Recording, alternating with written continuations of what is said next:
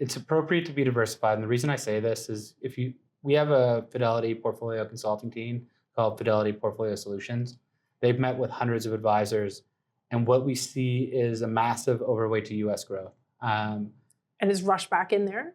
No, I'm just saying that I think over the last 10 years, it's done so well that it's grown disproportionately relative to international or Canadian equity within advisor books.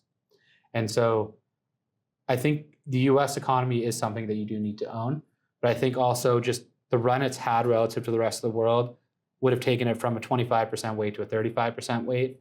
And also value really only worked in 2022 and somewhat to a degree in 2023. Okay. So we're seeing a big bias towards US growth and not style diversification across investment style or geography.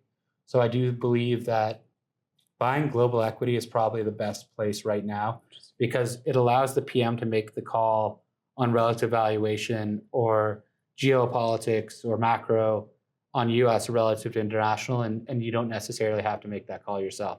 And the reason I say that is when you meet with a number of our PMs, the argument will be the US tech sector is the best in the world.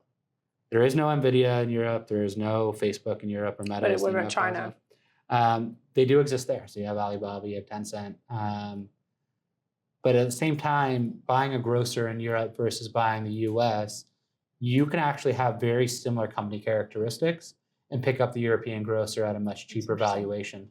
So what we're seeing a lot in the global space is the US tech is the tech space that you do want to be exposed to, but I may pick up my defensives or my utilities exposure through an international play. So I think the global equity space is probably what we have an opportunity right now in the advice community to say, I don't want to bail on US, but I do want to pick up the relative valuation argument in the international. You can leave that to portfolio manager to find those unhidden gems.